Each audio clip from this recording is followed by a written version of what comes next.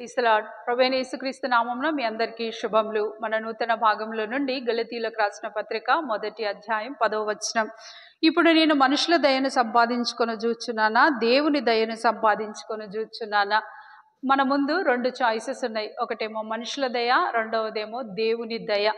మనుషుల యేసుప్రభు కృపను విడిచి వెళ్ళిన మరో క్షణం ఇది మొదటి పరిణామం కిందికి వస్తుంది. ఏంటంటే మనుషుల చుట్టూ మనం పాటలు పడడం, వాళ్ళను సంతోష పెట్టడానికి మనం ప్రయత్నాలు చేయడం.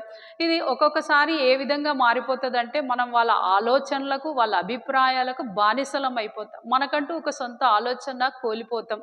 కానీ మనం ఎప్పుడైతే దేవుని దగ్గరికి వస్తామో ఆయన వాక్యం చేత మనని బోధించేవారుగా ఉన్నారు.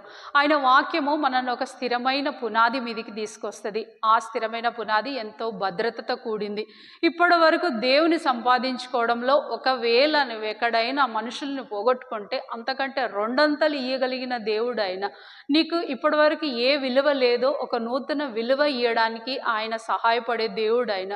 నీకు ఇప్పటి వరకు ఏ స్థానం అయితే కోల్పోయినామో ఆ స్థానం ఆయన ఇచ్చే దేవుడు. కాబట్టి నీవు మాత్రమే మేలు పొందవు, నీతో అనేకులు మేలు పొందేటట్టుగా దేవుడు చేయగలడు. రండి, ఒకవేళ మీరు మనుషుల దయ చుట్టూ తిరుగుతున్నారు అయితే దయతో దేవుని చేత క్షమాపణ కోరి మళ్ళా ప్రభు దగ్గరికి వచ్చి ప్రభు చేత సమకూర్చబడినట్లుగా ప్రయత్నం చేద్దాం. ఒక ప్రయత్నంగా మనం ప్రార్థన చేద్దాం. ప్రియమైన తండ్రి, యేసు ప్రభు ఘనమైన నామంలో మేము మనుషుల దయ చుట్టూ తిరుగుతా వచ్చామయ్యా. దయతో కరుణించి మమ్మల్ని క్షమించి మిమ్మల్ని సంపాదించుకున్నట్లుగా మీ చేత సమకూర్చబడినట్లుగా సహాయం దయచేయమని ప్రార్థిస్తూ యేసయ్య నామంలో ప్రార్థిస్తున్నాం తండ్రి. ఆమేన్.